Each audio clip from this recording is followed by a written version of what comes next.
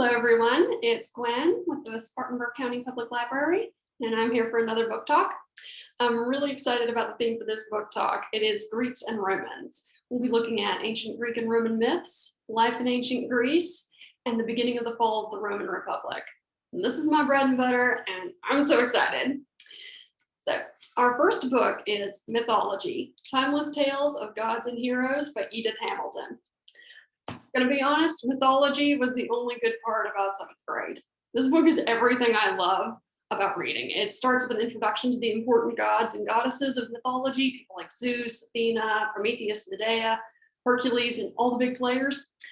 This book contains both their Greek and Roman names, and it lists the various sources that Edith Hamilton used to tell their stories. My favorites are Hermes, also called Mercury, and Athena, also called Minerva. Athena with the gray eyes was the fierce and brilliant goddess of strategic war. She embodied wisdom and reason. She helped Perseus slay Medusa, she invented the flute, and she rescued Iphigenia, Orestes, and Pylades from the Taurians. She was just amazing and competent all around, and she's just really fun to read about. I get so excited about this.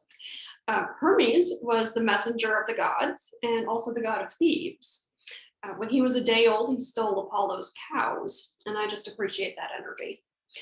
He also had the morbid task of guiding the dead to the underworld. So you kind of got this playful trickster thief god on the one hand, and then at the same time, he's also leading the dead to their final resting place. It's just so much fun. In addition to the big names, the people like Zeus and Athena and all them, this book also covers the smaller myths and legends. Many of these are heartbreaking, but there are a few that are pretty, if sad. One such story is of Clytie. She fell in love with the sun god Helios, but he wasn't interested. She pined for him and watched him ride his chariot across the sky every day. And eventually she was turned into a sunflower, forever following the sun. Hurts my heart. This book also includes a very brief introduction to Nordic mythology, if you're interested in that, and the original authors of the myths, such as Aristophanes, Sophocles, and Euripides. Edith Hamilton did not like Ovid. His versions of the myths are more sentimental and cartoony than the original Greek mythologists, and Edith Hamilton took that personally. Every time she mentions him, it's with snark, and I just love reading about it. In conclusion, this book is a ton of fun, and we have several editions of it in the library.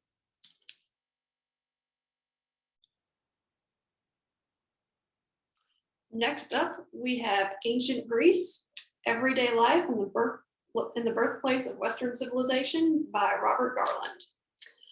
I love books that give an overview of cultures. If you're curious about one aspect of life in ancient Greece, like, say, jewelry, you can just look it up and read that section.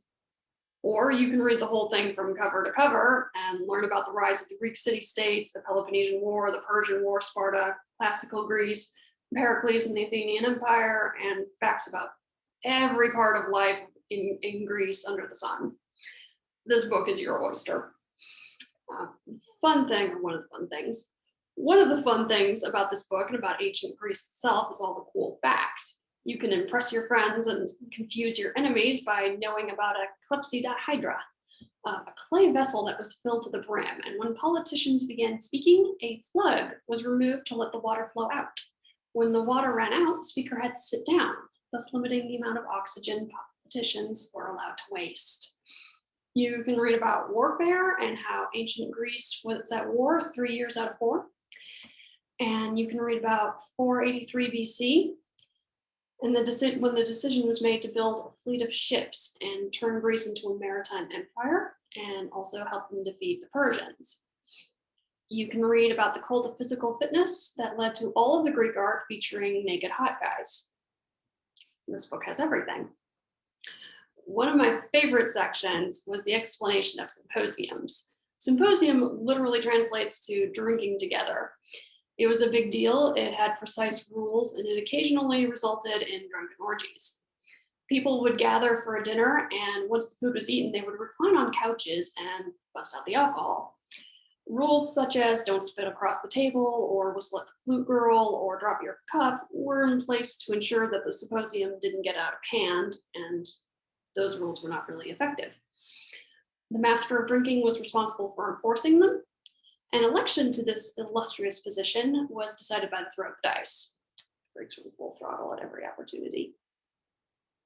The master of drinking was also responsible for determining the ratio of water to wine, decreeing how many cups could be drunk, and deciding on the entertainment. The symposium had games, dancing, hired entertainment, everything. It's a real party. There was an ongoing joke that the worst behaved guests were the philosophers. And Plato had this to say about symposiums: I have never yet seen or heard of one that was properly conducted from beginning to end. So Plato did not have a high opinion of symposiums. And there was also a saying that very revealing. It says, I hate a drinker with a good memory. From now on, any program I design is going to be called a symposium.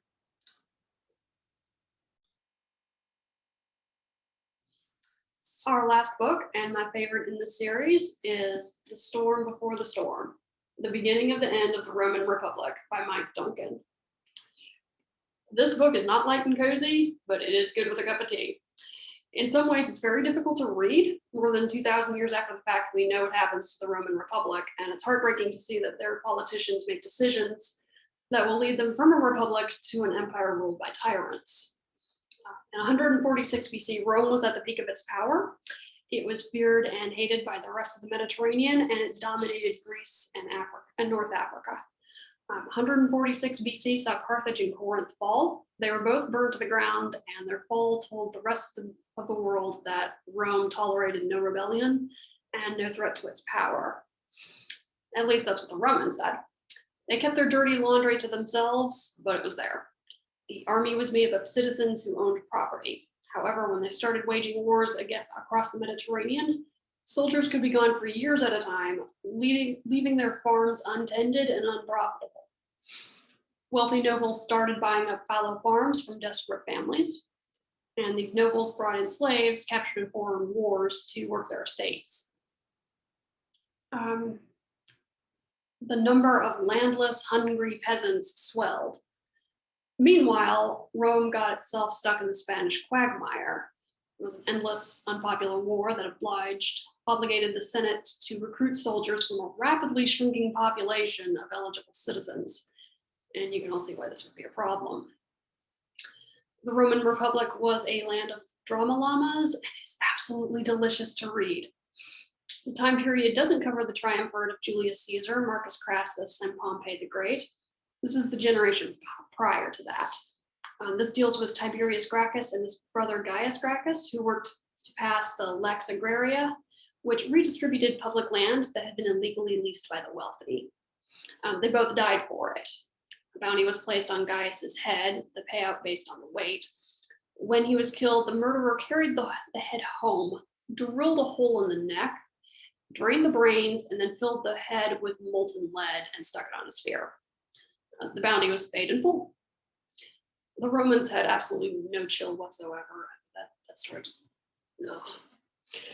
Unfortunately, the murder of the Gracchus brothers normalized the use of violence in Roman politics. That's not going to go over so well for them.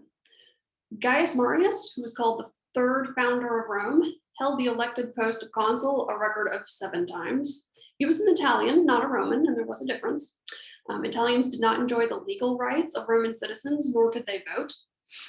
Despite being low on the social pecking order, Marius managed to join the army, and he served in Spain. He entered politics, where he was not terribly successful at first. But ongoing wars in Numidia and an advantageous marriage into the Julii family allowed him to steal command of the army to fight the king of Jugurtha.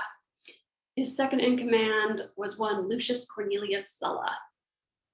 I do not have the time and space to give Sulla the attention he deserves. He was just so horrible. And reading about him and Gaius Marius going at it is such a treat to read. Sulla was a hedonist, and he cavorted with actors, poets, and all the undesirables of his world. He married, his boyfriend was his lifelong companion, and he flaunted him to his wife. I told you it was horrible. Several decades after the war in Numidia, Sulla was on campaign against Mithridates in Pontus when he learned Marius had found an ally in Publius Sulpicius Rufus. In exchange for supporting Sulpicius's bill to give Italians full citizenship, Marius was given Sulla's command.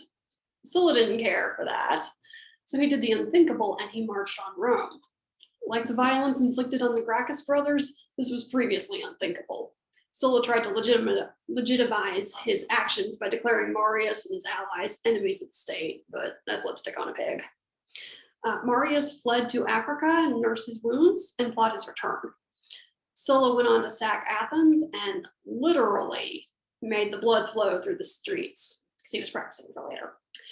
Gaius Marius was elected as consul an unheard of 7th time when he returned, and then he died a fortnight later. Very anticlimactic. Sulla, however, did not know the meaning of the word anticlimactic.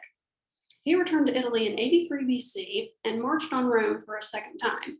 He massacred enemy soldiers in one of Rome's most important temples within earshot of the remaining senators that he was negotiating with. He was promptly given the powers of dictator. I did tell y'all he was horrible. Once declared dictator, Sulla set about reforming Roman politics and calling for the heads of his enemies, and also the heads of anyone who had a farm his friends wanted, or who had annoyed someone close to him, or who was in the wrong place at the wrong time. Once he did what he came to do, he resigned his dictatorship and retired to his country villa. He promptly started carousing with his old actor and poet friends and kicked off a bunch of symposiums and just had a grand old time. He spent the last year of his life in an ongoing bacchanalia and then died of liver failure. I deeply regret that I cannot spend an entire 30 minutes talking just about him. So that is my book talk on the ancient Greeks and Romans. Once again, those books are The Storm Before the Storm, The Beginning of the End of the Roman Republic by Mike Duncan, Ancient Greece, Everyday Life and the Birthplace of Western Civilization by Robert Garland, and Mythology, Timeless Tales of Gods and Heroes by Edith Hamilton. And you can find them all at Spartanburg County Public Library.